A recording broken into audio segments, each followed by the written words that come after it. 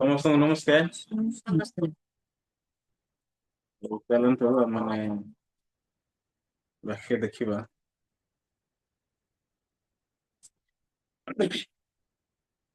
ହିତୋପଦେଶ 12 ପର୍ବ। ହିତୋପଦେଶ 12 ପର୍ବ। ହିତୋପଦେଶ ବାର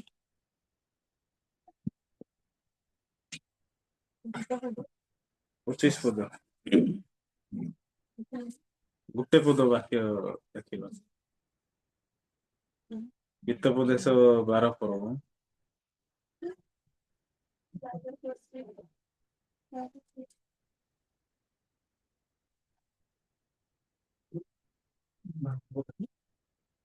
ପଚିଶ।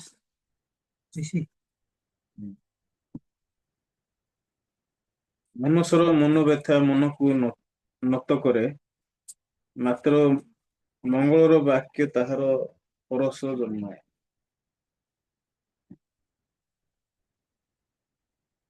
ଏ ବାକ୍ୟ ବେଶୀ ଇଣ୍ଟରେଷ୍ଟିଂ ବାକ୍ୟ। ଆଉ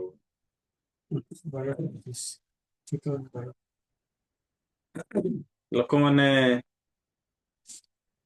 ପରିତ୍ରାଣ ପାଇଲା ପରେ ଲୋକଙ୍କ ଜୀବନରେ କାହିଁକି କଷ୍ଟ ଥାଏ, ଆଉ କୋଉ ବିଷୟ ପାଇଁ ଲୋକମାନେ ବେଶୀ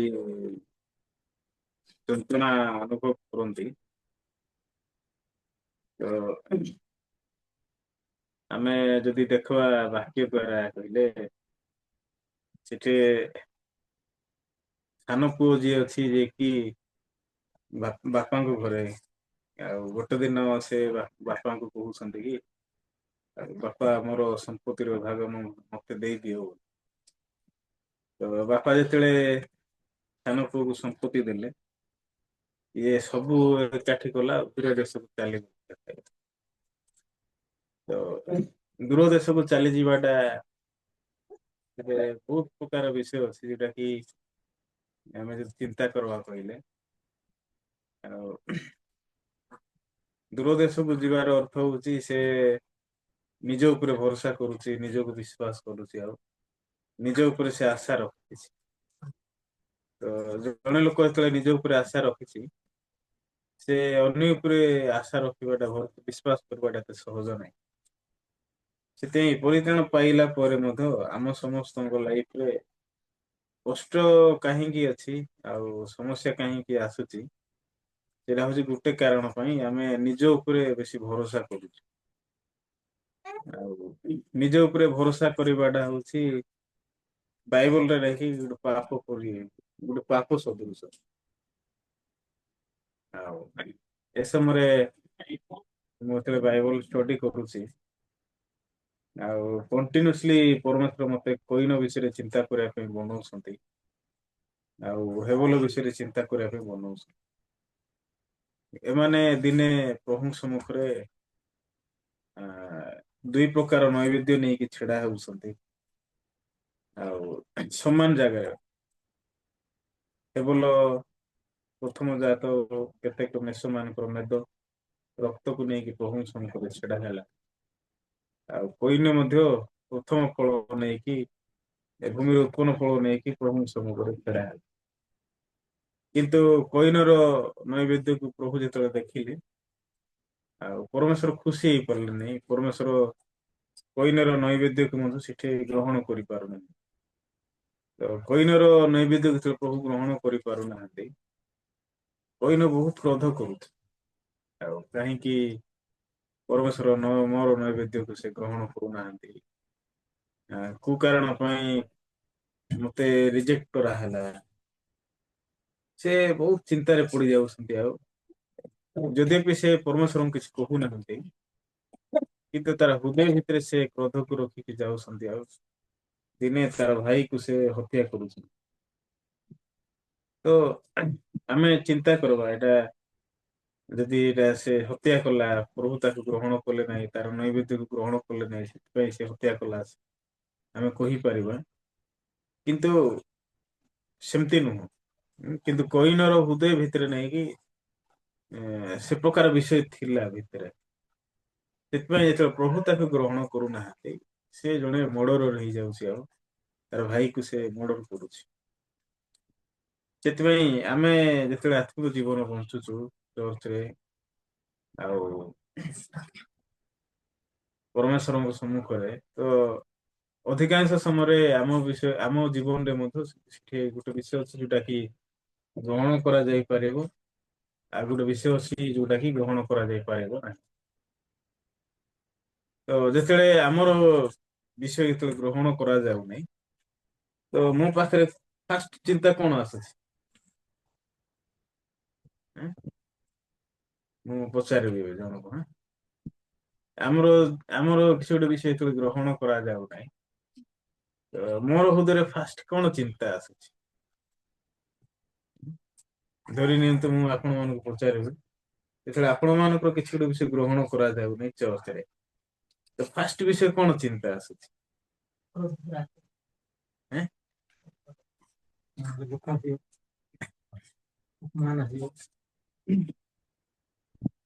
ଚିନ୍ତା କଣ ଆସୁଛି ଜାଣିଛନ୍ତି? ଏମାନେ ମତେ ବୁଝୁନାହାନ୍ତି।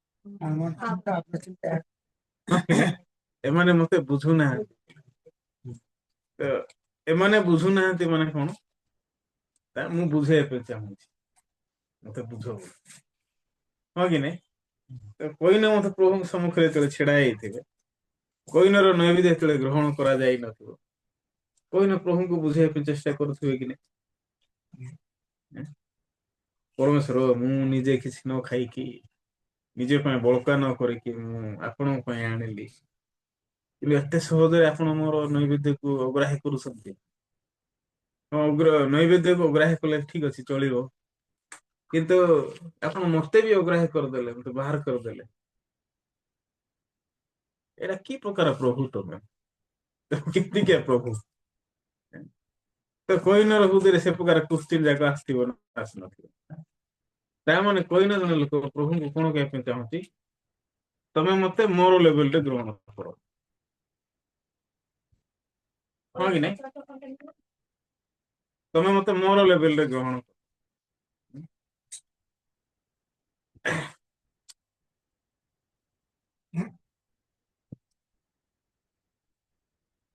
ତ ତମେ ମତେ ମୋର ଲେଭେଲରେ ଗ୍ରହଣ କର, ଆଉ ତମର ଲେଭେଲରେ କାହିଁକି ତମ ଲେଭେଲରେ ଆଣିବି?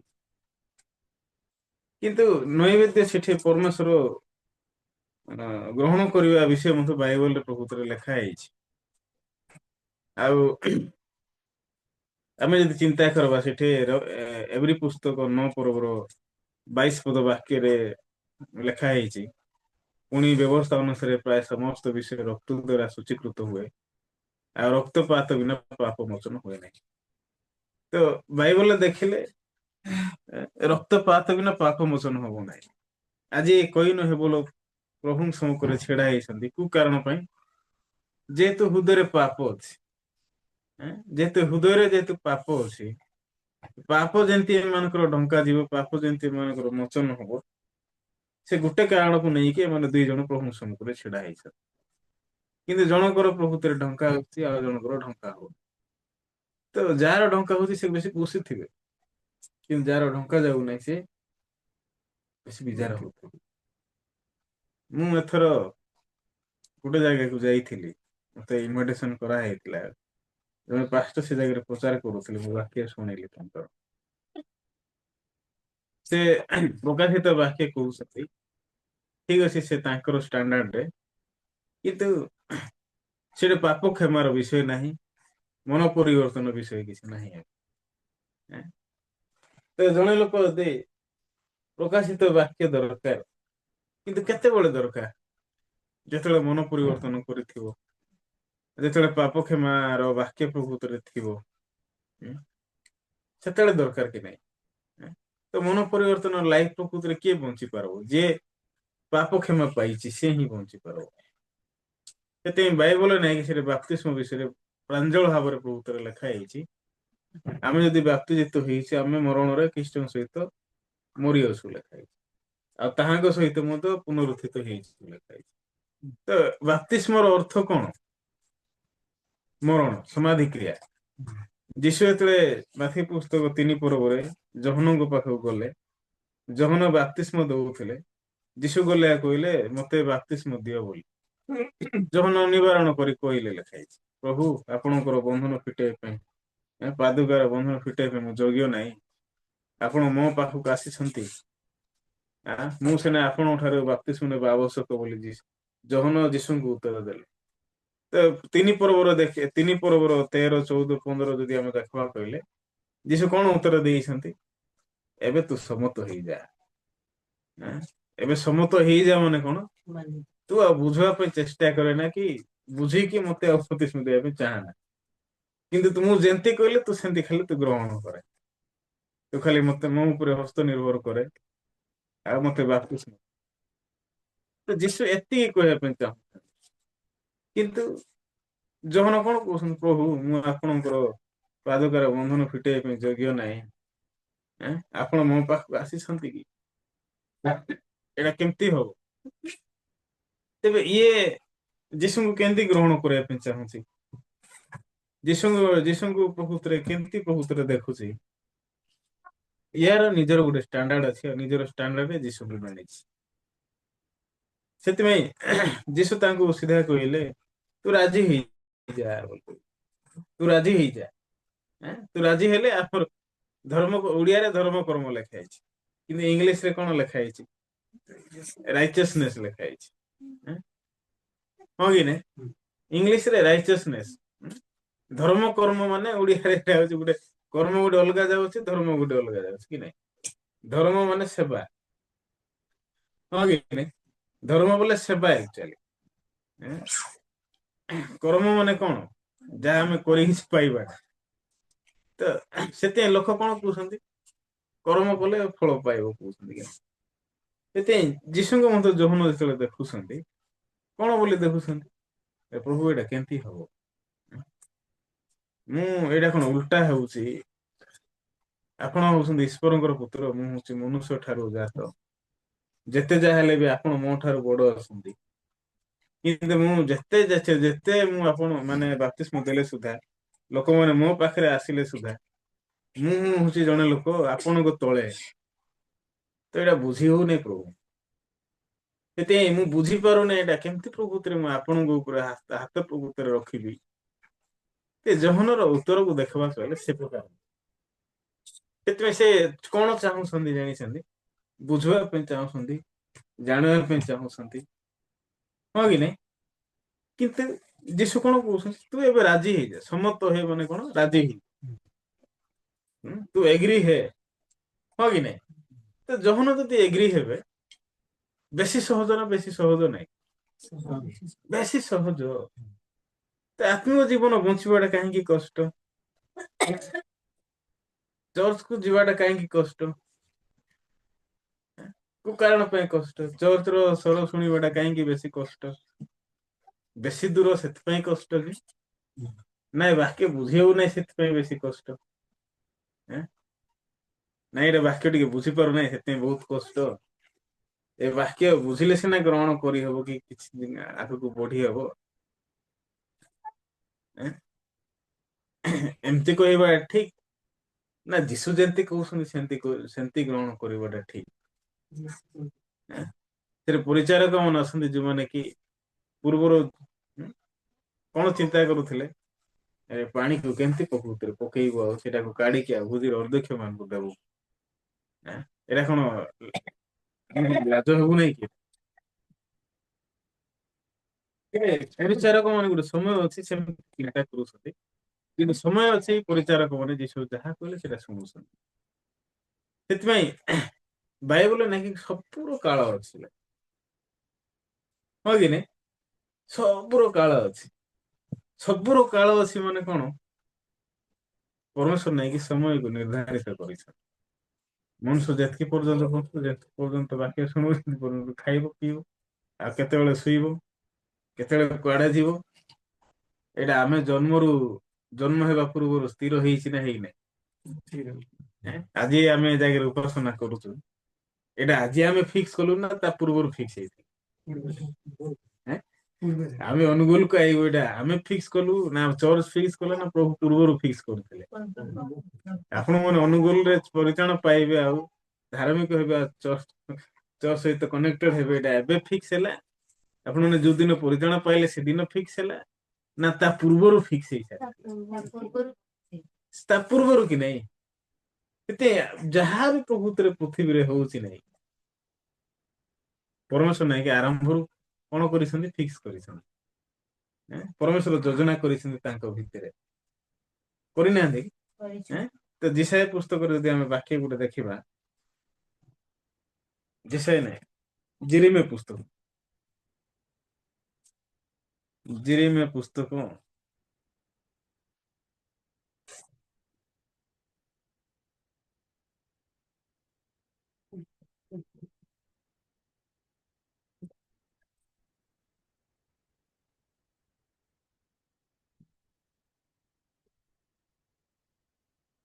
ଜିରିମିୟା ପୁସ୍ତକ ଟିକେ ଦେଖିବା ମନେ ପଡୁନାହିଁ।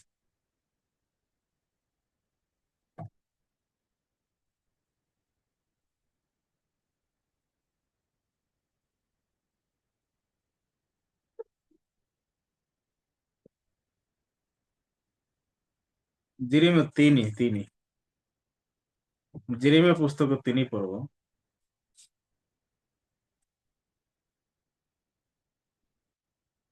3 ର ଆମେ ଟିକେ ବାକ୍ୟ ଦେଖିବା 3 ର 15 ପଦ ବାକ୍ୟ ଦେଖିବା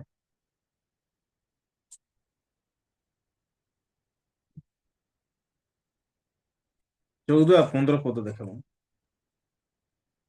ସଦାପ୍ରଭୁ କହନ୍ତି ହେ ବିପଥଗାମୀ ସନ୍ତାନ ଗଣ ଫେର କାରଣ ଆମ୍ଭେ ତୁମମାନଙ୍କର ସ୍ୱାମୀ ଆମ୍ଭେ ନଗରକୁ 1 ଜଣ ଓ ଗୋଷ୍ଠୀ ମଧ୍ୟରୁ 2 ଜଣ କରି ତୁମମାନଙ୍କୁ ସିହନକୁ ଆଣିବା ଆଉ ଆମ୍ଭେ ଆପଣ ମନ ବୁଝାଇ ପାଳକ ଗଣକୁ ତୁମମାନଙ୍କୁ ଦେବା ସେମାନେ ଜ୍ଞାନ ଓ ବୁଦ୍ଧିରେ ତୁମମାନଙ୍କୁ ଚରେଇବେ।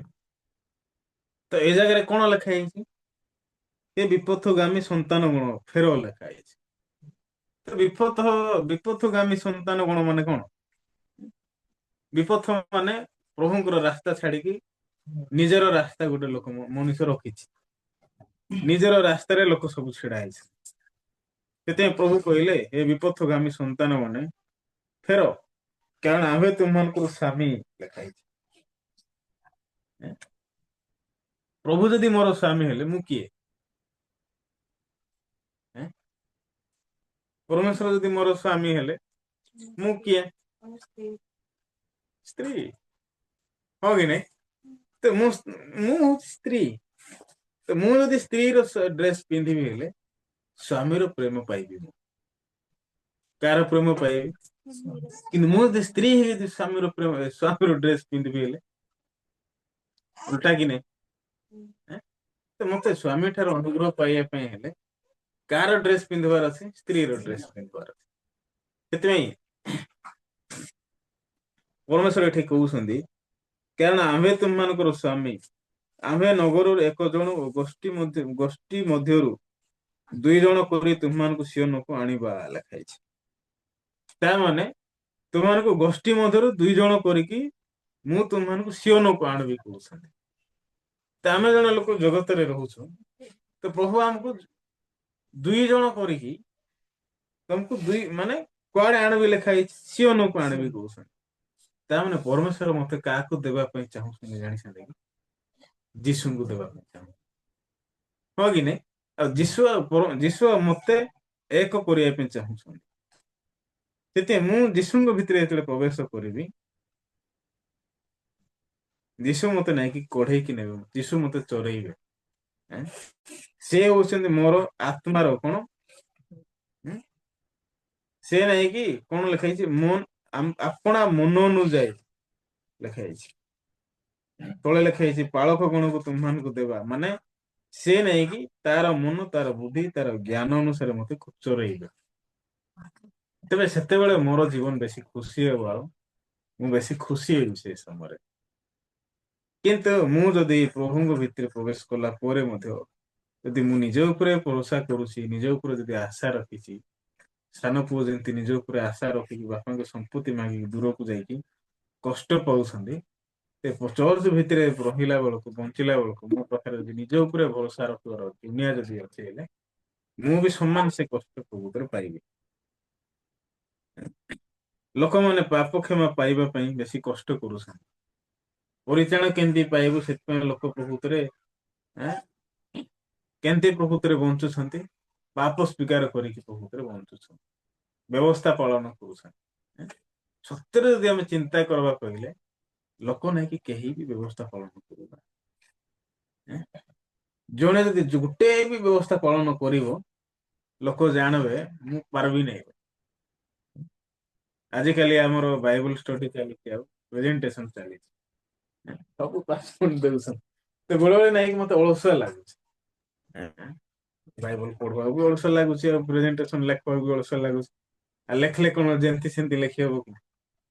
ବହୁତ ଗୁଡେ ବାକ୍ୟ କନେକ୍ସନ କରିବାର ଅଛି। କଣ ଶୁଣିଛ କୋଉ ହୃଦୟ ଅଛି, କେମିତି ହୃଦୟ ପାଇଲ, ପ୍ରଭୁଙ୍କର ହୃଦୟ କଣ,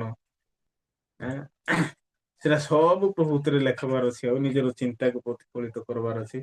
ପ୍ରଭୁଙ୍କର ବାକ୍ୟ ନିଜର ଚିନ୍ତାକୁ କେମିତି କାଟିକି ପ୍ରଭୁଙ୍କର ବାକ୍ୟକୁ ତମେ କଣ ପାଇଲ, କଣ ହୃଦୟରେ ତମ ଆସିଲା, ତ ସେ ସବୁ ବିଷୟକୁ କନେକ୍ଟ କରିକି ପ୍ରଭୃତିରେ ଲେଖବାକୁ କହୁଛି। ତ ବେଳେବେଳେ ନାଇଁ କି ମୁଁ ପାଷ୍ଟ ହେଇଛି ସତ, ମତେ ନାଇଁ କି ବାଇବଲ ପଢିବା ପାଇଁ ଇଚ୍ଛା ଲାଗୁନାହିଁ। ପ୍ରେଜେଣ୍ଟେସନ ଲେଖିବା ପାଇଁ ମତେ ବହୁତ ଭାରି ଲାଗୁଛି ସତରେ, ସେମିତି ଲାଗୁଛି। କିନ୍ତୁ ଯେତେବେଳେ ଆମେ ଚର୍ଚ୍ଚର ସ୍ୱରକୁ ଶୁଣୁଛୁ, ଆଉ ଯେତେବେଳେ ଲେଖୁଛୁ ମଧ୍ୟ ପଢୁଛୁ, ମେଡିଟେସନ ଯେତେବେଳେ କରୁଛୁ, ସେଟା ବହୁତ ଗୁଡେ ବାକ୍ୟ କନେକ୍ଟ ହଉଛି, ଆଉ ହୃଦୟରେ ପ୍ରକୃତରେ ବେଶୀ ବଳ ଆସୁଛି। ସେଥିପାଇଁ ମୁଁ ଆଜି ଯେତେବେଳେ ବାକ୍ୟକୁ ପଢିଲି, ଲୋକମାନେ କାହିଁକି ପ୍ରକୃତରେ କଷ୍ଟ ପାଉଛନ୍ତି? ଲୋକମାନଙ୍କର ନିଜର ଚିନ୍ତା ହଉଛି ବହୁତ ବୋଝଗ୍ରସ୍ତ କରୁଛି, ଯୋଉଟା କି ଭାରି ଭାରି ବୋହିଲା ପରି ପ୍ରକୃତିରେ ବନଉଛି। ସେଥିପାଇଁ ପରମେଶ୍ୱର କଣ କହିଲେ? ଦୁଷ୍ଟ ଆପଣାର ପଥ, ଅଧାର୍ମିକ ଆପଣ ସମ୍ବଳ ପରିତ୍ୟାଗ କରୁ। ଆପଣ ଆମ ପରମେଶ୍ୱର ପ୍ରତି ଫେରୁ, କାରଣ ସେ ବହୁଳ ରୂପରେ କ୍ଷମା କରିବେ ଲେଖା ହେଇଛି। ତ ଲୋକ ଫେରିଲେ କଣ ପାଇବେ? ଦୟା ପାଇବେ ଆଉ କ୍ଷମା ପାଇବେ। ନ ଫେରିଲେ କେମିତି ପାଇବ? ନ ଫେରିଲେ ପାଇବ? ପ୍ରଭୁଙ୍କ ଠାରୁ ଦୂରକୁ ଗଲେ ପ୍ରଭୁଙ୍କର ଅନୁଗ୍ରହ ପାଇବ କି? କେବେ ବି ପାଇବ ନାହିଁ। କିନ୍ତୁ ପରମେଶ୍ୱର କଣ କହୁଛନ୍ତି? ମୁଁ ତମମାନଙ୍କୁ ଆପଣା ମନ ଅନୁଯାୟୀ ମୁଁ ପାଳକ ଗଣକୁ ତୁମମାନଙ୍କୁ ଦେବା, ସେମାନେ ଜ୍ଞାନ ବୁଦ୍ଧିରେ ତୁମମାନଙ୍କୁ ଚରେଇବେ ଲେଖା ହେଇଛି। ସେଥିପାଇଁ ମୁଁ ଜ୍ଞାନୀ ନା ମୂର୍ଖ? କିନ୍ତୁ ମୁଁ ମୂର୍ଖ ବୋଲି ଗ୍ରହଣ କରୁଛି କି? ହଁ ପ୍ରଭୁ, ମୁଁ ମୂର୍ଖଟା, ମୁଁ ଜ୍ଞାନୀ ନାହିଁ, ମୋ ପାଖରେ କିଛି ଜ୍ଞାନ ନାହିଁ। ଆମେ ସେମିତି କହୁଛୁ ନା କହୁନୁ? ହଁ କି ନାଇଁ? ତ ମୋ ଭିତରେ ଜ୍ଞାନୀ କିଏ ହଉଛି? ମୋ ଭିତରେ ଜ୍ଞାନୀ ମୁଁ, ପରମେଶ୍ୱର ନା ମୁଁ ନିଜେ ହଉଛି। ମତେ ଜଣେ ବନଉଛି ତୁ ଜ୍ଞାନୀ କହ ବୋଲି।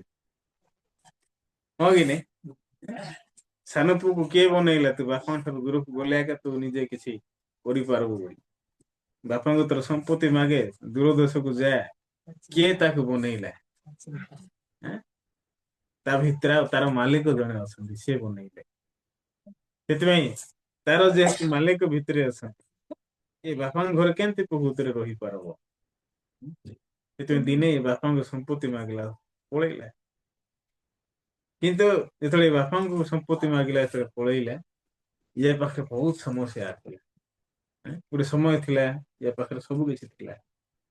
ତାର ଖାଇବାଟା ଥିଲା, ପିଇବାଟା ଥିଲା, ଘର ଥିଲା, ସାଙ୍ଗ ଥିଲେ, ସବୁ ଥିଲା, ପଇସା ଥିଲା, ଧନ ସମ୍ପତ୍ତି ସବୁ କିଛି ଥିଲା।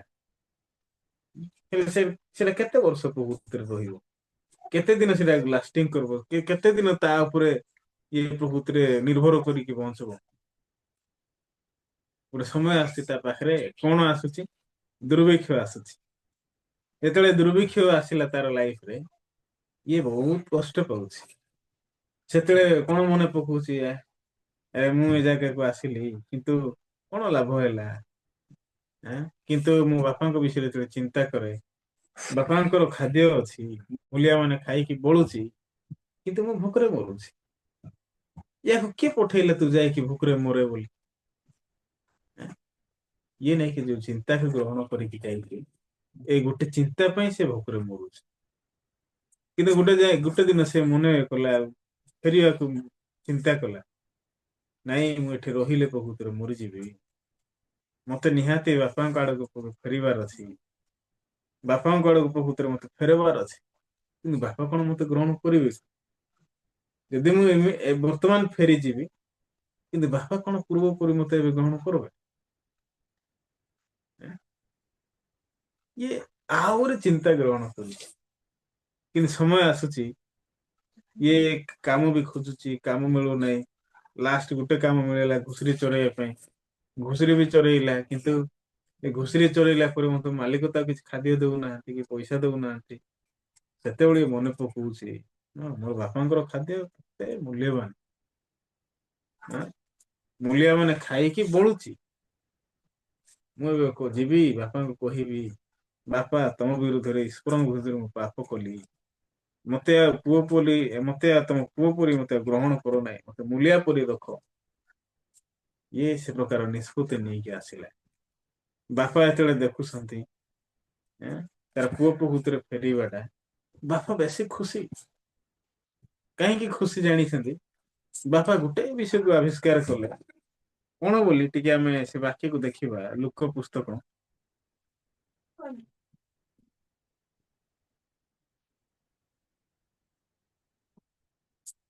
ଲୁକ ପୁସ୍ତକ ବାକ୍ୟ ଟିକେ ଦେଖିବା। 15 ପର୍ବ।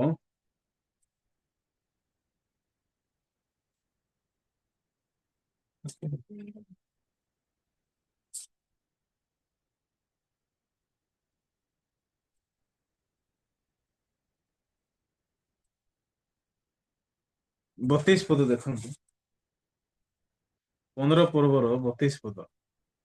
କିନ୍ତୁ ଏହି ଯେ ମୋହର ଭାଇଟି ମୃତ ହୋଇଥିଲା, ପୁନର୍ବାର ବଞ୍ଚିଲା, ହଜି ଯାଇଥିଲା ଆଉ ମିଳିଲା, ସେହି ହେତୁରୁ ଉତ୍ସବ ଆନନ୍ଦ କରିବାର ଉଚିତ ଥିଲା। ତ ବାପା ଏବେ ସାନ ପୁଅକୁ ଦେଖିଲା ପରେ ବାପାଙ୍କର ହୃଦୟରେ କି ପ୍ରକାର ହୃଦୟ ଅଛି? ଖୁସି ଅଛି ନା ନାଇଁ? କିନ୍ତୁ ପୁଅର ହୃଦୟ ଯଦି ଦେଖିବା କହିଲେ, ଇଏ କଣ ଚିନ୍ତା କରୁଛି? 19 ପଦରେ, ପୁଅ ତୁମ୍ଭ ପୁଅ ବୋଲି ଡକାଯିବାର ମୋ ଯୋଗ୍ୟ ନାହିଁ ନୁହେଁ, ମତେ ତୁମର ଜଣେ ମୂଲିଆ ପରି ରଖ। 19 ପଦରେ କହୁଛି ନା କହୁନାହିଁ? ମୁଁ ଏବେ ତମର ପୁଅ ନାହିଁ, ମୁଁ ମୂଲିଆ ହେଇଗଲି।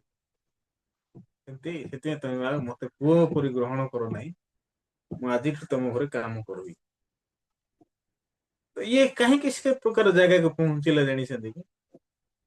ୟା ପାଖରେ ଯୋଉ ଭଲ ଚିନ୍ତା ଅଛି, ଭଲ ବିବେକ ଯୋଉଟା ଅଛି, ଏଇ ଭଲ ବିବେକ ଭଲ ଚିନ୍ତା ୟାକୁ ସେ ଜାଗାକୁ ନେଇକି ଯାଉଛି। ସେଥିପାଇଁ ବର୍ତ୍ତମାନ ଇଏ ପ୍ରକୃତିରେ ବାପାଙ୍କୁ କହିପାରୁଛି କି, ବାପା ମୁଁ ତମ ପୁଅ, ସାନ ପୁଅ, ମୁଁ ଫେରି ଆଇଲି, ଚିନ୍ତା ପରିବର୍ତ୍ତନ କଲି, ମନ ପରିବର୍ତ୍ତନ କଲି ବାପା। ଏମିତି ସେ ସାହସରେ କହିପାରୁଛି କେମିତି? ନାଇଁ। କିନ୍ତୁ କଣ କହୁଛି? ମତେ ଆଉ ପୁଅ ପରି ଆଉ ଗ୍ରହଣ କର ନାହିଁ। କଣ ପରି ଗ୍ରହଣ କର? ମୂଲିଆ ପରି ଗ୍ରହଣ କର। ମୂଲିଆ ପରି ଗ୍ରହଣ କର, ମୁଁ କାମ କରିବି, ଆଉ ମତେ ଖାଲି ମଜୁରୀ ଦିଅ। କିଛି ନଦେଲେ ବି ମତେ ଖାଇବାକୁ ଜଷ୍ଟ ଖାଲି ଦିଅ। ୟାର ହୃଦୟକୁ ଦେଖିଲେ ସେମିତି ଅଛି ନା ନାଇଁ? କିନ୍ତୁ ବାପା କଣ କହୁଛନ୍ତି? କିନ୍ତୁ ଏହି ପୁଅ ଯେ କିନ୍ତୁ ଏହି ଯେ ମୋହ କିନ୍ତୁ ଏହି ଯେ ତୋହର ଭାଇଟି ମୃତ ହେଇଥିଲା, ପୁନର୍ବାର ବଞ୍ଚିଲା, ହଜି ଯାଇଥିଲା ଆଉ ମିଳିଲା, ସେହି ହେତୁରୁ ଉତ୍ସବ ଆନନ୍ଦ କରିବାର ଉଚିତ ଥିଲା। ତ ବାପାଙ୍କର ହୃଦୟକୁ ଦେଖିଲେ ଖୁସି ଅଛନ୍ତି, ମୋର ପୁଅ ଫେରୁଛନ୍ତି ବୋଲି। କାହିଁକି ଖୁସି ଅଛନ୍ତି? ବାପା ଭଲସେ ଜାଣିଥିଲେ, ପୁଅ ତୁ ମୋ ବିନା କିଛି କରିପାରିବୁ ନାହିଁ। ତୋ ପୁଅ ତୋ ସମ୍ପତ୍ତି ନେଲେ ମଧ୍ୟ ତୋର ସମ୍ପତ୍ତି ନେଇକି ଦିନେ ଏଇଟା ସବୁଦିନ ପାଇଁ ପ୍ରକୃତିରେ ସ୍ଥିର ହେଇକି ରହିପାରିବ ନାହିଁ। ନିହାତି ଦିନେ ତୁ ପ୍ରକୃତିରେ ଫେରିକି ଆଇବୁ। ଏରା ବାପା ନାଇକି ପୂର୍ବରୁ ଜାଣି ସାରିଛନ୍ତି। ତ ଜାଣିଛନ୍ତି ନା ଜାଣିନାହାନ୍ତି? ଭଲ ସେ ଜାଣିଛନ୍ତି। ସେଥିପାଇଁ ବାପା ନାଇଁ କିଛି ଚିନ୍ତା ନ କରି ତାକୁ ସବୁ ସମ୍ପତ୍ତି ଦଉଛନ୍ତି। କିନ୍ତୁ ଏ ଯେତେବେଳେ ସମ୍ପତ୍ତି ପାଇଲା, ଭାବିଲା କଣ? ହଁ ମୁଁ ବି ବାପାଙ୍କ ପରି ହେବି। ବାପାଙ୍କୁ ଦେଖେଇବି। ବାପାଙ୍କ ଭିତରେ ରହିଲେ ଖାଲି ମୁଁ କଣ ପ୍ରକୃତରେ ଖାଇବାକୁ ପାଇବି କି? ବାପାଙ୍କ ବିନା କଣ ମୁଁ ଖାଇପାରିବି ନାହିଁ? ୟାର ହୃଦୟକୁ ଦେଖିଲେ ସେମିତି ଅଛି, କିନ୍ତୁ ଯେତେବେଳେ ବାପାଙ୍କ ଠାରୁ ଦୂରକୁ ଯାଇକି ଯେତେବେଳେ ସେ ବଞ୍ଚୁଛି, ଏ ଗୋଟେ ବିଷୟକୁ ଜାଣିପାରିଲା, ସତରେ ବାପା ହଉଛନ୍ତି କେତେ ମୂଲ୍ୟବାନ, ବାପାଙ୍କ ଭିତରେ ରହିବାଟା ହଉଛି କେତେ ମୂଲ୍ୟବାନ, ବାପାଙ୍କର ଖାଦ୍ୟ ଖାଇବାଟା ହଉଛି କେତେ ମୂଲ୍ୟବାନ, ହଁ କି ନାଇଁ? ସେଥିପାଇଁ ବେଳେ ବେଳେ ଘରେ ମଧ୍ୟ ବଞ୍ଚିଲା ବେଳକୁ ପୁଅ ଝିଅ ମାନେ ନାହିଁ କି ବାପା ମାଙ୍କର ହୃଦୟ ବୁଝନ୍ତି ନାହିଁ। କାହିଁକି ଜାଣିଛନ୍ତି? କାହିଁକି ସେମାନଙ୍କର ଗୋଟେ ଟେଷ୍ଟ ଅଛି ଆଉ ବାପା ମାଙ୍କର ଗୋଟେ ଟେଷ୍ଟ ଅଛି। ତ ବାପା ମା ଯୋଉ ଖାଦ୍ୟ ବନାନ୍ତି ତାଙ୍କର ସ୍ଵାଦରେ ତାଙ୍କର ଟେଷ୍ଟ ଅନୁସାରେ ବନାନ୍ତି, କିନ୍ତୁ ପିଲାମାନଙ୍କର ଟେଷ୍ଟ କେମିତି ଥାଏ? ବାପା ମାଙ୍କ ଠାରୁ ଭିନ୍ନ ଥାଏ, ହଁ କି ନାଇଁ? ସେଥିପାଇଁ ଲୋକଙ୍କୁ କାହାର ସ୍ଵାଦ କାହାର ଟେଷ୍ଟ ଅଧିକ ପସନ୍ଦ ଲାଗେ ଜାଣିଛନ୍ତି କି? ନିଜର, ଆଁ? ହଁ କି ନାଇଁ? କିନ୍ତୁ କିଏ ପ୍ରକୃତରେ ବେଶୀ ଥ୍ୟାଙ୍କଫୁଲ ହେଇକି ଗ୍ରହଣ କରିବ ଖାଦ୍ୟ ଜାଣିଛନ୍ତି? କୋଉ ଲୋକ ବେଶୀ ଥ୍ୟାଙ୍କଫୁଲ ହବ ତାକୁ ଯେମିତି ଖାଦ୍ୟ ମଧ୍ୟ ଯଦି ଦିଆଯିବ କହିଲେ କୋଉ ଲୋକ ସେ ଖାଦ୍ୟ ପ୍ରକୃତରେ ଖାଇବା ପାଇଁ ପସନ୍ଦ କରିବ ଜାଣିଛନ୍ତି? ଯୋଉ ଲୋକ ଭୋକିଲା ଅଛି, ହଁ କି ନାଇଁ? କିନ୍ତୁ ଜଣେ ଲୋକ ଯଦି ଭୋକିଲା କିଛି ନାହିଁ ଭୋକିଲା ନାହିଁ ହେଲେ ତାର ଖାଦ୍ୟ ଯଦି ଅଛି ଖାଇଛି, ତା ପାଖରେ ଯଦି ନିଜର ସ୍ଵାଦ ଯଦି ଅଛି ହେଲେ ସେ ସଦାବେଳେ କାହାର ସ୍ଵାଦ ଖୋଜିବ? ନିଜର। ନାଇଁ ଏମିତି ପକେଇଥିଲେ ଏଇଟା ହେଇଥିଲେ ହେଇଥାନ୍ତା ସେଇଟା ହେଇଥିଲେ ହେଇଥାନ୍ତା, ଏଇଟା ଟିକେ ଭଲ ଲାଗୁନାହିଁ।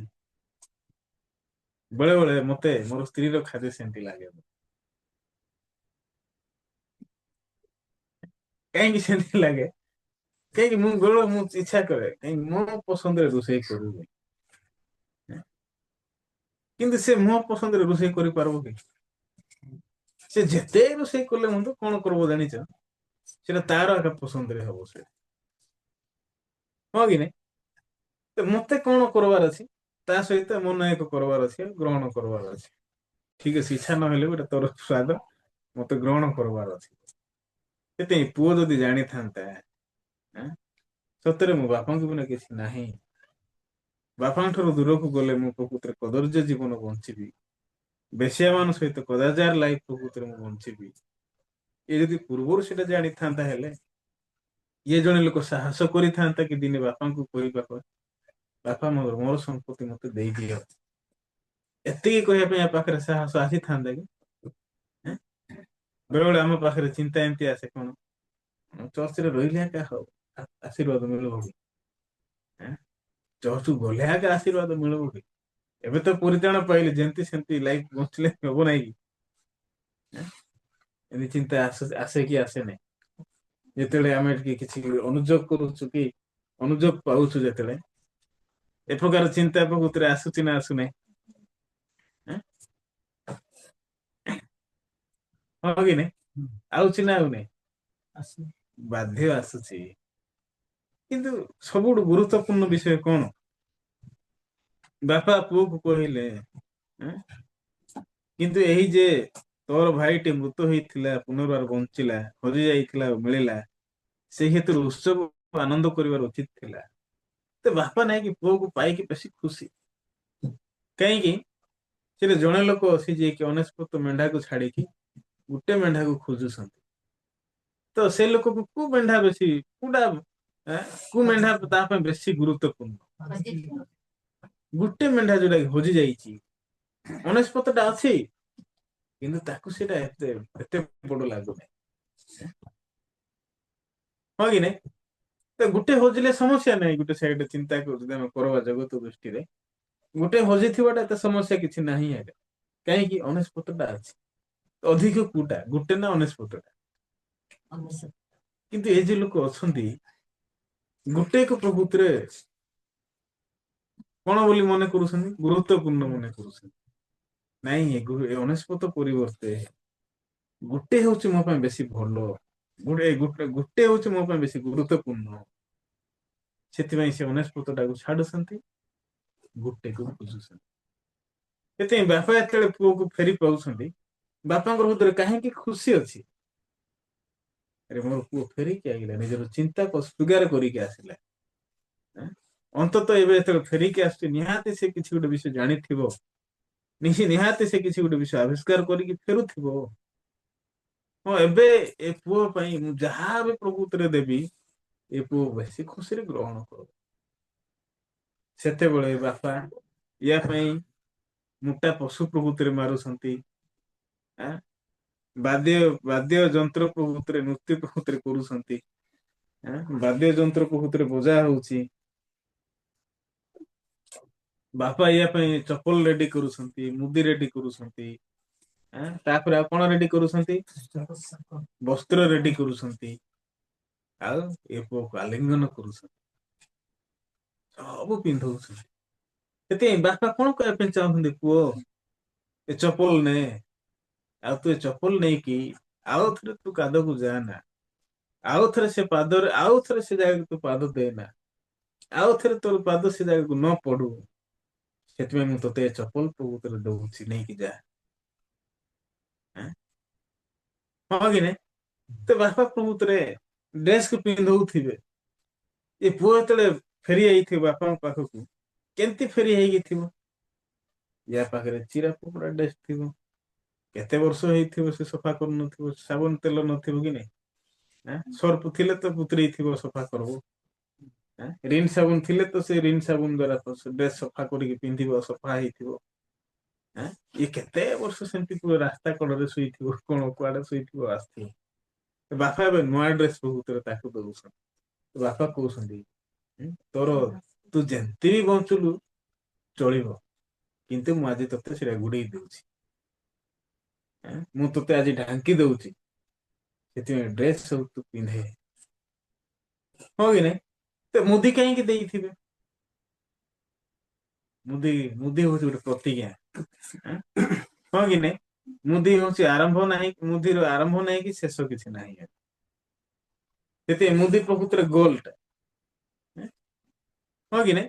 ସେଟା ଜଏଣ୍ଟ କରାହଉଛି ତାର କିଛି ଏମିତି ଗୁଲେଇଲେ କିଛି ତାର ଏଣ୍ଡିଙ୍ଗ ପଏଣ୍ଟ କିଛି ନାହିଁ ଆଜ୍ଞା। ହଁ କି ନାଇଁ? ସେଥିପାଇଁ ମୁଦି ହଉଛି ବାପା ତାକୁ କହିବା ପାଇଁ ଚାହୁଁଛନ୍ତି ଏଇଟା ହଉଛି ମୋର ପ୍ରତିଜ୍ଞା। ପୂର୍ବରୁ ଯେମିତି ମୋର ପ୍ରେମ ଥିଲା ଏବେ ବି ମଧ୍ୟ ତୋ ଆଡକୁ ସେ ପ୍ରକାର ସମାନ ପ୍ରେମ ଅଛି। ତୁ ମୁଦିକୁ ପାଇକି ତୁ ଗ୍ରହଣ କରେ। ତୁ ମୁଦି ପିନ୍ଧେ। ଏ ମୁଦି ପିନ୍ଧିଲେ ତୁ ଜାଣିବୁ ମୁଁ ତୋତେ ପ୍ରତିଜ୍ଞା ଦେଇ ସାରିଛି। ମୁଁ ଏବେ ବି ତୋ ପାଇଁ ହଉଛି ବାପା। ତୁ ଏବେ ବି ମୋ ପାଇଁ ତୁ ହଉଛୁ ପୁଅ। ଏ ପୁଅ ଯେତେବେଳେ ଚିନ୍ତା କରୁଥିବାରେ ମୁଁ ଏତେ ଏମିତି ଲାଇଫ ବଞ୍ଚିକି ଆଇଲା ପରେ ମଧ୍ୟ ମୋର ବାପାଙ୍କର ହୃଦୟକୁ ଏବେ ମଧ୍ୟ ପ୍ରକୃତରେ ବଦଳି ନାହିଁ ମୋ ଆଡକୁ। ବାପାଙ୍କର ହୃଦୟକୁ ଦେଖିଲେ ମୋ ଆଡକୁ ଏବେ ବି ବଦଳି ନାହିଁ। ସମାନ ପୂର୍ବ ପରି ପ୍ରେମ ଆଜି ବି ବାପା ମତେ ଦଉଛନ୍ତି। ଏ ପୁଅ ବୁଝିପାରୁଥିବ କି? ଗୋଟେ ସାଇଡରେ ଦେଖିଲେ ବା ଏ ପୁଅର ସମ୍ପତ୍ତି ଘରେ କିଛି ନାହିଁ। କିନ୍ତୁ ଏ ପୁଅକୁ କିଏ ଘରେ ପ୍ରକୃତରେ ଜାଗା ଦେଇ ପାରୁଛି? ସେଥିପାଇଁ ବାପା ହଉଛନ୍ତି ଜଣେ ଲୋକ ଯିଏକି ପୁଅକୁ କେବେ ମଧ୍ୟ ତୁଚ୍ଛ କରିପାରିବେ ନାହିଁ। ପୁଅ ଯେତେ ବଡ ଦୁଷ୍ଟ ହେଇଥାଉ ନା କାହିଁକି ଯେତେ ବଡ କଦର୍ଯ୍ୟ ଜୀବନ ବଞ୍ଚିଥାଉ ନା କାହିଁକି ବାପା ହଉଛନ୍ତି ସେ ବାପା ଯିଏକି ସଦାବେଳେ ସମାନ ପ୍ରେମ ପୁଅକୁ ଦେଇପାରିବେ। ହଁ କି ନାଇଁ? ସେଥିପାଇଁ ଏଇ ପୁଅ ପ୍ରକୃତରେ ସେ ସମୟରେ ଆବିଷ୍କାର କରୁଛନ୍ତି ହଁ ଇଏ ହଉଛନ୍ତି ମୋର ରିଏଲି ବାପା। ଯାହାକୁ କି ପ୍ରକୃତିରେ ମୁଁ ବୁଝି ପାରିନଥିଲି। ଯାହା ବିଷୟରେ କି ମୁଁ କେବେ ବି ଥରେ ବି ଚିନ୍ତା କରିବାକୁ ମୁଁ ସକ୍ଷମ ହେଇନଥିଲି। କିନ୍ତୁ ଆଜି ବାପା ସମସ୍ତ ବିଷୟକୁ ମତେ ଦେଇକି ବାପା ମତେ ତାଙ୍କର ପ୍ରେମକୁ ଦେଖଉଛନ୍ତି। ତ ଏ ପ୍ରକାର ବାପାଙ୍କ ସହିତ ମୁଁ ନ ରହିକି କାହିଁକି ମୁଁ ଜଣେ ଲୋକ ଚିନ୍ତା କରିଥିଲି ମୁଁ ବାପାଙ୍କ ବିନା ବଞ୍ଚିବା ପାଇଁ। ଇଏ ଯେତେବେଳେ ଚିନ୍ତା କରିଥିବ ଭିତରେ ପଶିଥିବ କଣ ପାଇଥିବ ଆରେ ମୋର ଚିନ୍ତା କେତେ ଦୁଷ୍ଟ। ମୋର ଭାବନା ମୋର ରାସ୍ତା କେତେ ପ୍ରକୃତରେ ବାପାଙ୍କ ଠାରୁ ପ୍ରକୃତରେ ଭିନ୍ନ। ହଁ ବାପାଙ୍କ ଭିତରେ ଗୋଟେ ରାସ୍ତା ଅଛି ମୋର ଗୋଟେ ରାସ୍ତା ଅଛି।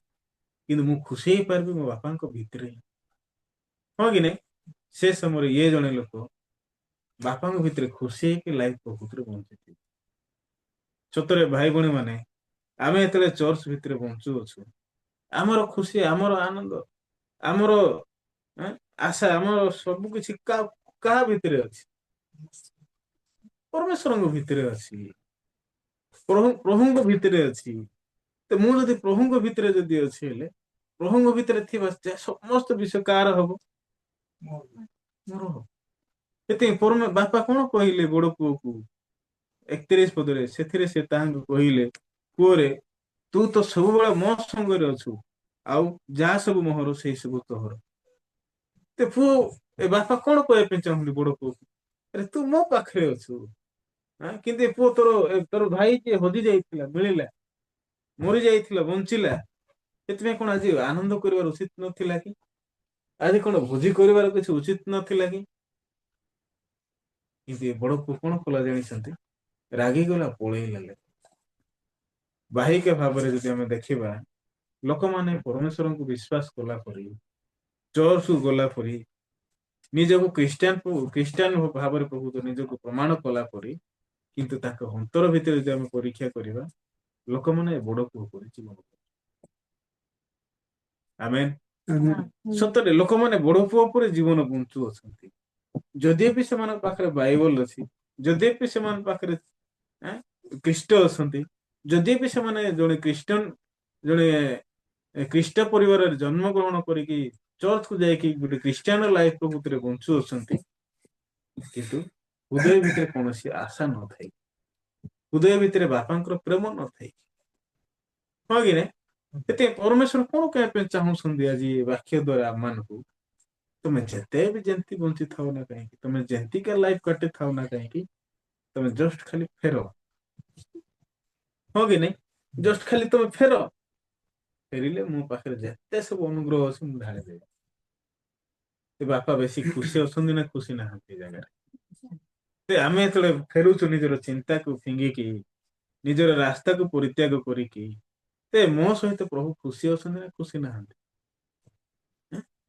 ହେ ବୋଲ କାହିଁକି ସେ ପ୍ରଥମ ଜାତ କେତେକ ମେଷ ମାନଙ୍କର ମେଦୁଆ ରକ୍ତକୁ ଉତ୍ସର କଲା ପରେ ହେବଲର ନୈବେଦ୍ୟ କାହିଁକି ଗ୍ରହଣ କରାଗଲା ଜାଣିଛନ୍ତି କି? ହେବଲ ନାହିଁ ବହୁତ ଚିନ୍ତା କରିଛନ୍ତି। ହେବଲ ଗୋଟେ ନୈବେଦ୍ୟ ଦେବା ପୂର୍ବରୁ ଏ ଭାବିଥିବେ, ପ୍ରଭୁଙ୍କର ଇଚ୍ଛା କୋଉଟା, ପ୍ରଭୁ କଣ ଚାହାନ୍ତି? ବାଇବଲରେ ଲେଖା ହେଇଛି, ରକ୍ତରେ ପ୍ରାଣୀର ପ୍ରାଣ ଥାଏ, ଆଉ ରକ୍ତର ଗୁଣ ହିଁ ପାପର ପାପ ପ୍ରାୟଶ୍ଚିତ କରାଯାଏ। ତା ମାନେ ଜଣେ ଲୋକ ପାପ କ୍ଷମା ପାଇବା ନିମନ୍ତେ କଣ ଦରକାର? ରକ୍ତ ଦରକାର।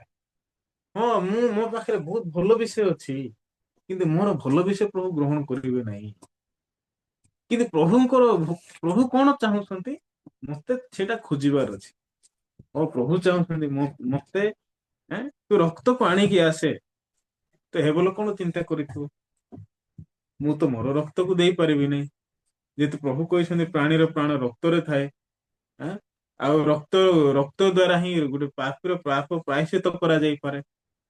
ତା ମାନେ ମୁଁ ନିଜ ପାଇଁ ତ କିଛି କରିପାରିବି ନାହିଁ। ଏସବୁ ବାକ୍ୟକୁ ଦେଖିଲେ ହଁ, ସେଠି ହେବଲ କଣ ମନେ ପକେଇଥିବେ?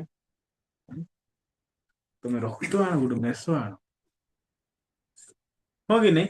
ସେଥିପାଇଁ ହେବଲ ବର୍ତ୍ତମାନ କଣ ନେଇକି ଯାଉଛନ୍ତି? ଗୋଟେ ମେଷକୁ ନେଇକି ଯାଉଛନ୍ତି, ମେଷକୁ କାଟୁଛନ୍ତି, ତାର ମେଦ ରକ୍ତକୁ ଅଲଗା କରିକି ମେଦୁଆ ରକ୍ତକୁ ନେଇକି ପ୍ରଭୁଙ୍କ ସମ୍ମୁଖରେ ଛିଡା ହଉଛନ୍ତି। ହେବଲର ନୈବେଦ୍ୟ ଯେତେବେଳେ ପ୍ରଭୁ ଦେଖିଲେ, ପରମେଶ୍ୱର ବହୁତ ଖୁସି ହେଲେ। ହେବଲକୁ ମଧ୍ୟ ଗ୍ରହଣ କଲେ ଲେଖା ହେଇଛି, ଆଉ ହେବଲର ନୈବେଦ୍ୟ ମଧ୍ୟ ଗ୍ରହଣ କଲେ ଲେଖା ହେଇଛି। ସେ ସମୟରେ ହେବଲ ଜଣେ ଲୋକ ବହୁତ ଖୁସିରେ ଫେରୁଛି। ପଦ୍ମା ସିଷ୍ଟର ପଡିଆରେ ଶୋଉଛନ୍ତି, ଡେରେଇ ହେଇକି ଚେୟାର ପାଇଛନ୍ତି ବୋଲି ଗଦି ନାଇଁ।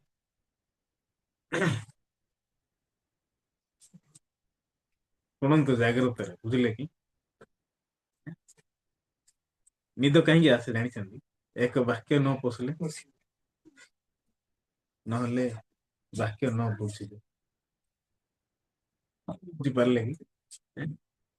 ବାକ୍ୟ ନ ପଶିଲେ ବି ନିଦ ଆଇବ, ବାକ୍ୟ ନ ବୁଝିଲେ ବି ନିଦ ଆଇବ। ନହେଲେ କଣ ଆଇବ? ହୃଦୟରେ ବହୁତ ଗୁଡେ ଚିନ୍ତା ଯଦି ଥିବ ବେଲେ, ତେବେ ମଧ୍ୟ ବାକ୍ୟ ପଶିବ ନାହିଁ। ଏଟା ବନ୍ଦ କରିଦିଅନ୍ତୁ, ରେକର୍ଡିଂ ହେଲା।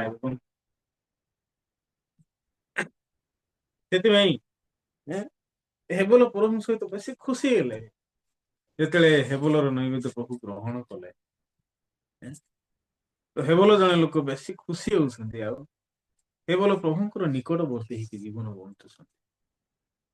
କିନ୍ତୁ କହିନ ସମ୍ମାନ ନୈବେଦ୍ୟକୁ ଦେଲେ, ଭୂମିର ଉତ୍ପନ୍ନ ଫଳକୁ ଦେଲେ, କିନ୍ତୁ ସେ ଫଳ ହଉଛି ଅଭିଶାପର ଫଳ। ହଁ କି ନାଇଁ? ବାଇବଲ ଲେଖା ହେଇଛି ତୁମେ ଯଦି ଆଶୀର୍ବାଦ କରିବ, ତମେ ଆଶୀର୍ବାଦ ପାଇବ। ତମେ ଯଦି ଅଭିଶାପ ଦେବ ଅଭିଶାପ ପାଇବ। ତେବେ ତମେ ଅଭିଶାପ ଦେଲେ ଅଭିଶାପ ପାଇବ, ଆଶୀର୍ବାଦ ଦେଲେ ଆଶୀର୍ବାଦ ପାଇବ। ପ୍ରଭୁ ଯାକବକୁ କହିଲେ, ଅବ୍ରାହ୍ମକୁ କହିଲେ, ତମକୁ ଯିଏ ଅଭିଶାପ ଦେବ ସେ ଅଭିଶାପ ପାଇବ, ଯିଏ ଆଶୀର୍ବାଦ କରିବ ସେ ଆଶୀର୍ବାଦ ପାଇବ। କହିଲେ ନା କହିଲେ ନାହିଁ? ହେଲେ ଲୋକ ପ୍ରଭୁଙ୍କ ଠାରୁ ଆଶୀର୍ବାଦ ପାଇବା ପାଇଁ ହେଲେ କୁ ପ୍ରକାର ନୈବେଦ୍ୟ ନେବାର ଅଛି? ଆଶୀର୍ବାଦର ନୈବେଦ୍ୟ କି ନାହିଁ? ଏ କହିନ ଜଣେ ଲୋକ କେବେ ବି ଚିନ୍ତା ବି କରିନାହାନ୍ତି ପ୍ରଭୁଙ୍କ ସମ୍ମୁଖରେ ଛିଡା ହେଲା ବେଳକୁ ଥରେ ବି ଯାଇକି ଚିନ୍ତା କରିନାହାନ୍ତି, ଆଉ ପ୍ରଭୁଙ୍କ ଭିତରେ ଥରେ ବି ପଶି ନାହାନ୍ତି ସେ ଜଣେ ଲୋକ। ସେଥିପାଇଁ ସେ କେମିତି ଚିନ୍ତା କରୁଛନ୍ତି, ହଁ ପ୍ରଭୁ ଯୋଉଟା ଦେଲେ ବି ହବ। ଏ ପ୍ରଥମ ଫଳ ମୁଁ ନ ଖାଇକି ଦେବାଟା କଣ ମୋ ନିଜର ଚିନ୍ତାକୁ କାଟି ନାହିଁ କି? ଏ ଫଳ ପ୍ରତି ମୋର କଣ କିଛି ଲୋଭ ନାହିଁ କି? ମୋର ଲୋଭକୁ ମାରି ଦେଇକି ମୁଁ ଦଉଛି, ମାନେ ମୁଁ ଏଇଟା କଣ ନୈବେଦ୍ୟ କଣ ହେବଲ ଠାରୁ କିଛି କମ୍ କି? ହଁ କି ନାଇଁ? ୟାର ନିଜର ଷ୍ଟାଣ୍ଡାର୍ଡ ଅଛି, କିନ୍ତୁ ୟା ପାଖରେ କାହାର ଷ୍ଟାଣ୍ଡାର୍ଡ ନାହିଁ ଜାଣିଛନ୍ତି? ପ୍ରଭୁଙ୍କର ଷ୍ଟାଣ୍ଡାର୍ଡ। ତ କହିନ ପାଖରେ କାହାର ଷ୍ଟାଣ୍ଡାର୍ଡ ରହିବା ଦରକାର ଥିଲା? ପ୍ରଭୁଙ୍କର ଷ୍ଟାଣ୍ଡାର୍ଡ ରହିବା। ତାମାନେ ପ୍ରଭୁ କହୁଛନ୍ତି ମୁଁ ଏ ନୈବେଦ୍ୟ ଦ୍ୱାରା ଖୁସି ନାହିଁ, ତୋର ନୈବେଦ୍ୟକୁ ତ ଚେଞ୍ଜ କରିକି ଆସେ। ଶୁଣିକି ଆଜ୍ଞା ବହ ହେବାର କହୁଥିଲେ ହୃଦୟ ପାଇ କରୁନା। ସେଥିପାଇଁ ଲୋକମାନଙ୍କୁ ଯେତେବେଳେ ସୁଷମାଚାର ପ୍ରଚାର କରୁଛୁ, ଏ ତମେ ଧାର୍ମିକ, ତମେ ପବିତ୍ର, ଯୀଶୁ ତମକୁ ଧାର୍ମିକ କରିଛନ୍ତି, ପବିତ୍ର କରିଅଛନ୍ତି, ତମେ ସ୍ୱର୍ଗକୁ ଯାଇପାର, ତମ ପାଇଁ ଅଲରେଡି ସ୍ୱର୍ଗ ଅଛି। ଲୋକଙ୍କର ଚିନ୍ତା କେମିତି ହଁ ବୋଲି କହିବି। ପ୍ରଭୁ ତ କହିଲେ, ବ୍ୟବସ୍ଥା ଦେଲେ, ବ୍ୟବସ୍ଥା ପାଳନ କଲେ ସିନା ହବ। ଲୋକଙ୍କର ଚିନ୍ତାଧାରା ସେ ପ୍ରକାର ନାହିଁ କି? ଲୋକ କଣ ସେ ପ୍ରକାର ଚିନ୍ତା କରୁନାହାନ୍ତି? ଚିନ୍ତା କରୁଛନ୍ତି, କିନ୍ତୁ ଲୋକ ଯାହା ଚିନ୍ତା କରୁଛନ୍ତି ସେଇଟା ଗୁରୁତ୍ୱପୂର୍ଣ୍ଣ ନା ପ୍ରଭୁ ଯାହା କହୁଛନ୍ତି ସେଇଟା ଗୁରୁତ୍ୱପୂର୍ଣ୍ଣ। ଏବେ ପରିଚାରକ ମାନଙ୍କୁ ଯୀଶୁ କହିଲେ ପାଣି ଭର୍ତ୍ତି କର ପଥର ଜାହାଲା ଗୁଡାକରେ କୁନ୍ଦ ପର୍ଯ୍ୟନ୍ତ। ତ ପରିଚାରକ ମାନେ କେତିକି ଯାଇ ଶୁଣିବାର ଅଛି? ପାଣି ଭର୍ତ୍ତି କର ସେତିକି ଯାଇ ହିଁ ଶୁଣିବାର ଅଛି, ହଁ କି ନାଇଁ? ଆମେ କେତିକି ଶୁଣିବାର ଅଛି? ମୁଁ ତମକୁ ଧାର୍ମିକ କହିଲି, ନାଇଁ ପ୍ରଭୁ କେମିତି ଏତିକି ଶୁଣିବାର ଅଛି? ହଁ ପ୍ରଭୁ ଠିକ ଅଛି, ଆମେନ। କେତିକି ଶୁଣିବାର ଅଛି? ହଁ କି ନାଇଁ? ଯଦି ଆମେ କହିବୁ ନାଇଁ ପ୍ରଭୁ କେମିତି ହବ ଏଇଟା, ମୁଁ ତ ଦେଖିଲେନି ଯେ କେତେ ଦୁଷ୍ଟ ଲୋକ। ହଁ କି ନାଇଁ? ମୋର ଚିନ୍ତା, ମୋର ରାସ୍ତା, ମୋର କର୍ମକୁ ଦେଖି ନାହିଁ ଆକା। ମୁଁ କେତେ ଦୁଷ୍ଟ ଲୋକ, କେତେ କଦର୍ଯ୍ୟ ଲୋକ, ମୁଁ କେମିତି ପ୍ରଭୁଙ୍କୁ ଧାର୍ମିକ କହିପାରିବି? କିନ୍ତୁ ଏଭ୍ରି ପୁସ୍ତକ 11 ପର୍ବର 4 ପଦ ଦେଖିବାକୁ ଗଲେ ହେବଲ କଇନ ଅପେକ୍ଷା ଉତ୍କୃଷ୍ଟ ବୋଲି ଈଶ୍ୱର କଲେ, ତୋ ଦ୍ୱାରା ସେ ଈଶ୍ୱରଙ୍କ ସମ୍ମୁଖରେ ଧାର୍ମିକ ବୋଲି ସାକ୍ଷ୍ୟ ପାଇଲେ। ତ ହେବଲ କୋଉ ପ୍ରକାର ବଳି ଈଶ୍ୱର କଲେ ଲେଖା ହେଇଛି? ଉତ୍କୃଷ୍ଟ ବଳି। ଉତ୍କୃଷ୍ଟ ବଳି ମାନେ କଣ? ଉତ୍କୃଷ୍ଟ ଇଂଲିଶରେ କଣ ହବ ଏଇଟା?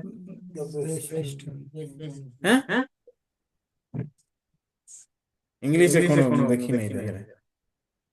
ସ୍ନେହା ଦେଖେ ଏଭ୍ରି ପୁସ୍ତକ 11 ପର୍ବର 4 ପଦ ଦେଖେ। ଫାଷ୍ଟ ଇକୋ ହଉଛି। 4 ନା? କେତେରେ 4 5ଟା? ଏଭ୍ରି ପୁସ୍ତକ 11:4।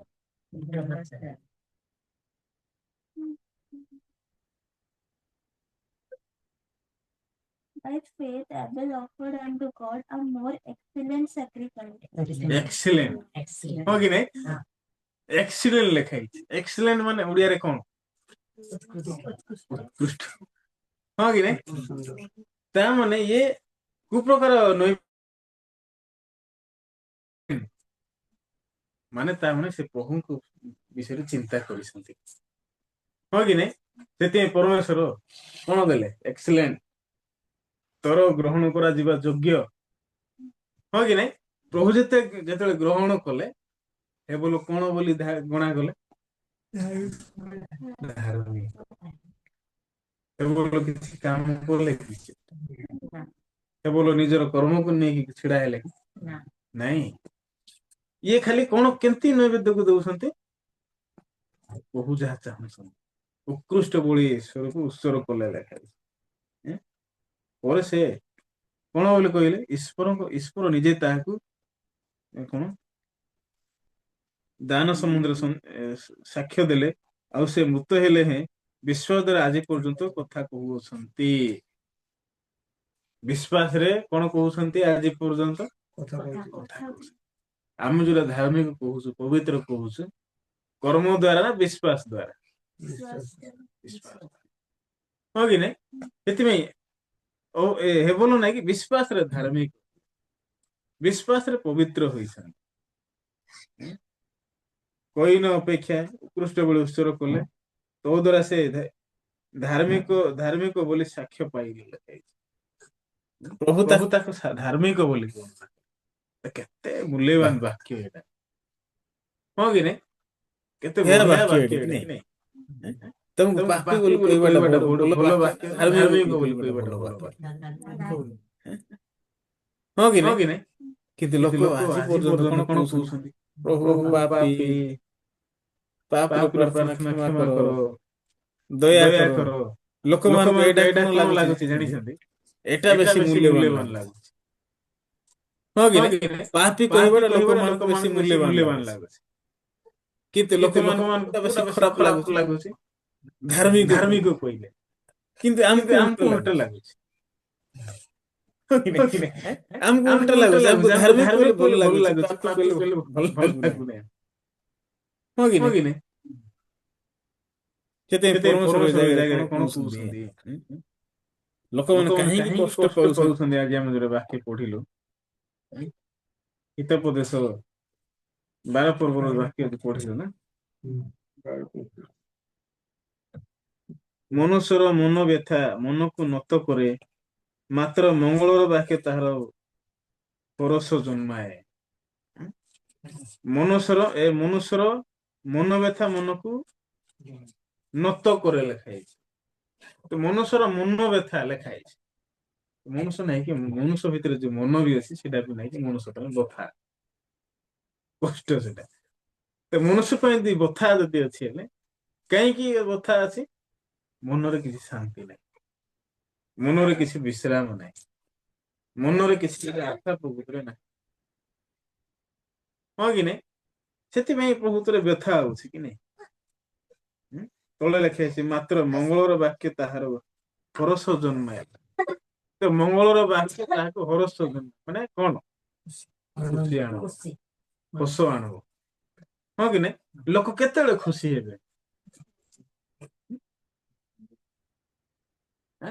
କୋଉ ବାକ୍ୟ ଥିଲେ ମଙ୍ଗଳର ବାକ୍ୟ ଥିଲେ ସେଥିପାଇଁ ବାଇବଲ ଲେଖା ହେଇଛି ତମେ ଜାଗ୍ରତରେ ଉତ୍ତର ଦିଅ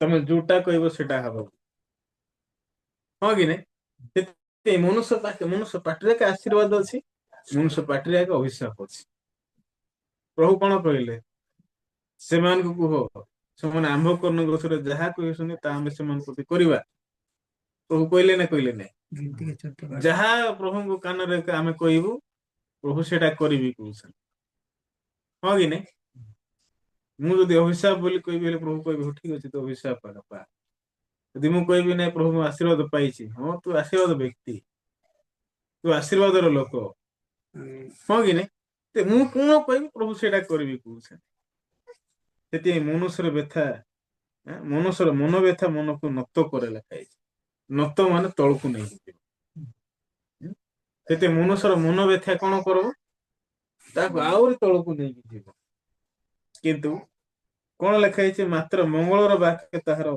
ହରଷ ଜନ୍ମାଏ ଲେଖା ହେଇଛି ମଙ୍ଗଳର ବାକ୍ୟ ହଉଛି ହରଷ ଜନ୍ମ ମାନେ ହସ ଆଣିବ ତା ଲାଇଫ ସେଥିପାଇଁ ବାକ୍ୟ ଯେତେବେଳେ ଆଜି ମୁଁ ପଢିଲି ମୁଁ ବେଶୀ ଖୁସି ହେଲି।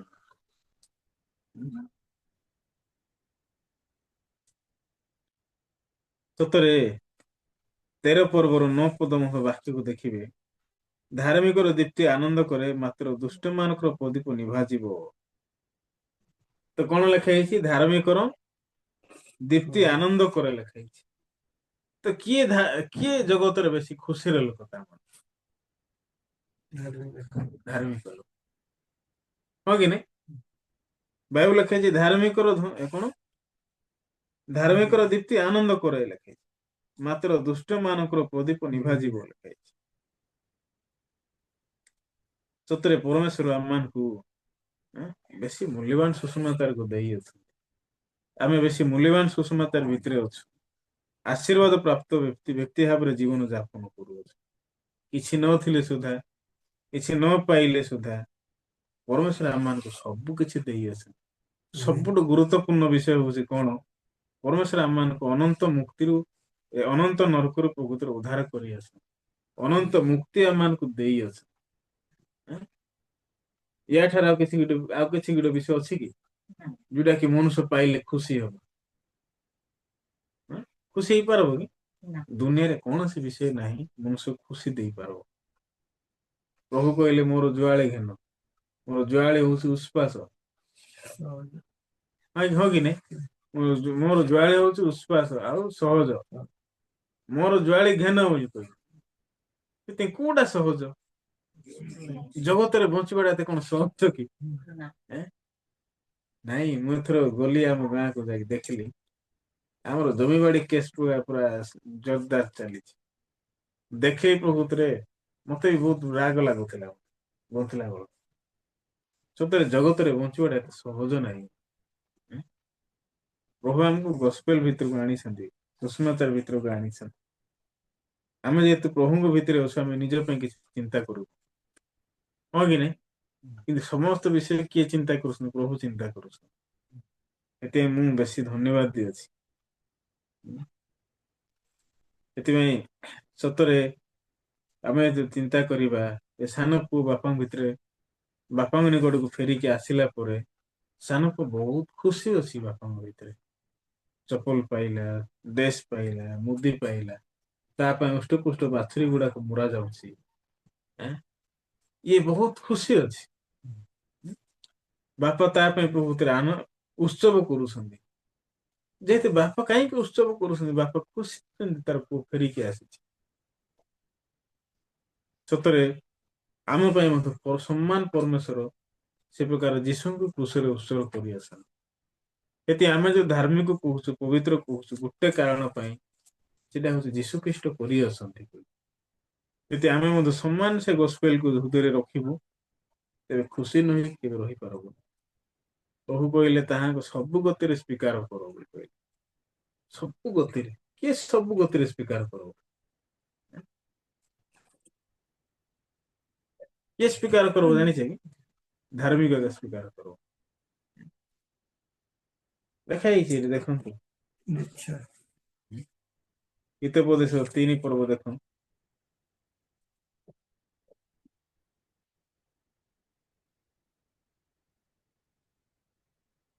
3 ରୁ ହଁ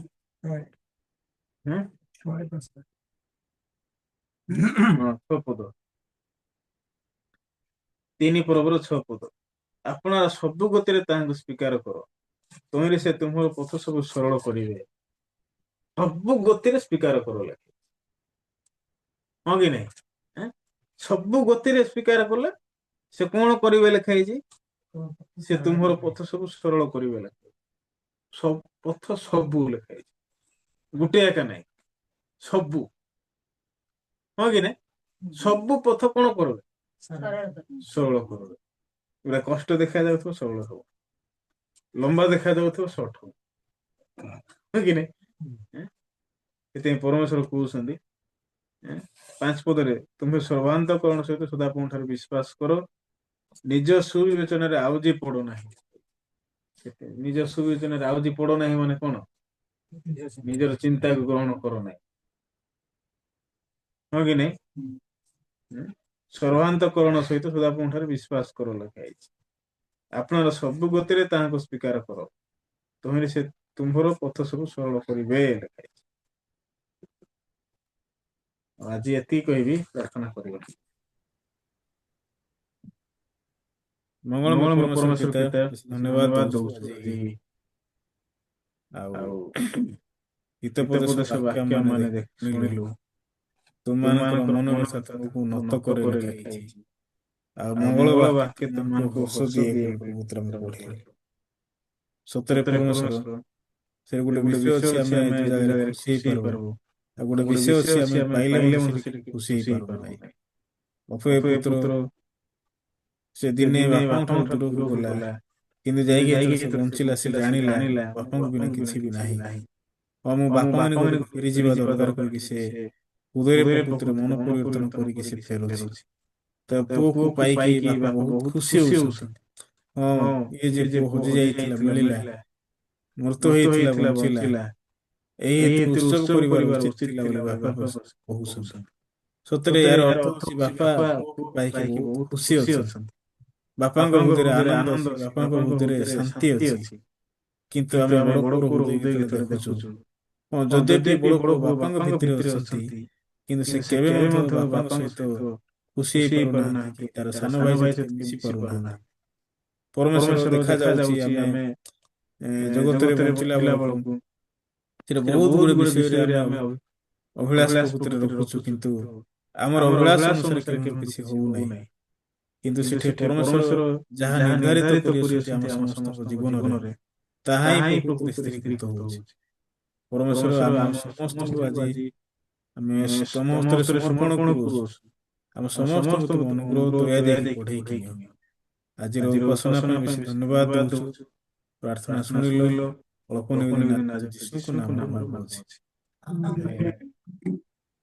ହଉ, ନମସ୍କାର ନମସ୍କାର, ସମସ୍ତଙ୍କୁ ସମସ୍ତଙ୍କୁ ବେଶୀ ଧନ୍ୟବାଦ।